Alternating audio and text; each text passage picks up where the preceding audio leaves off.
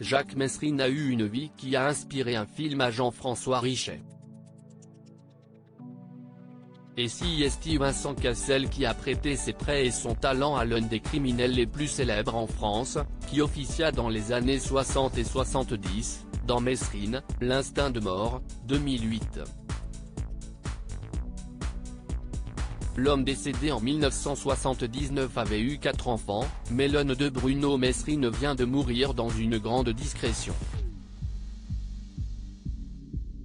Si est en effet ce que l'on apprend ce jour de sources familiales.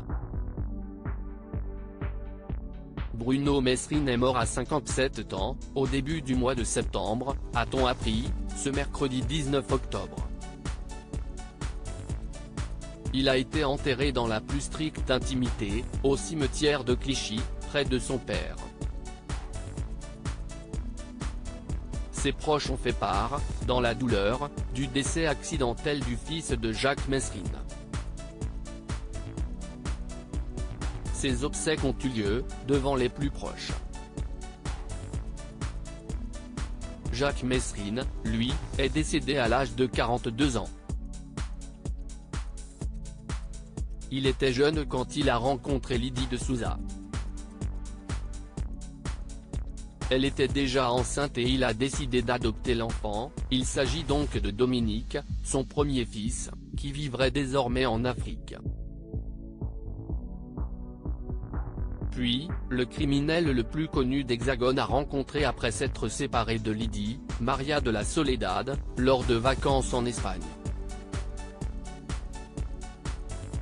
Ils auront ensemble 3 enfants, Sabrina, Boris et Bruno, désormais décédés.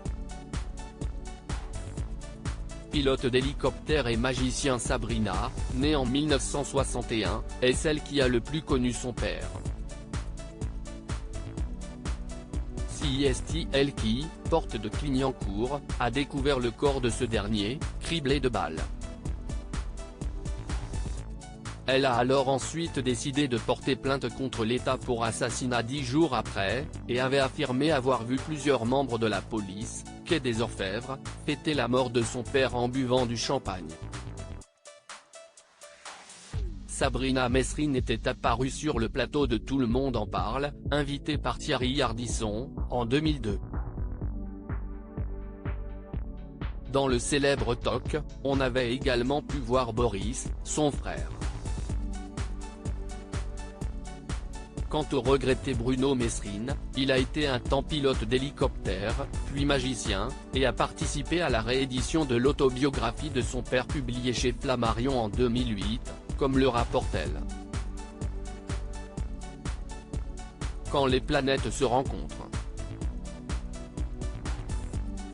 Le mardi 18 octobre, Jean-Louis Pelletier, un des plus grands avocats, qui a défendu Jacques Messrine, a été enterré à Paris en présence de nombreux confrères en robe d'avocat qui lui ont rendu hommage.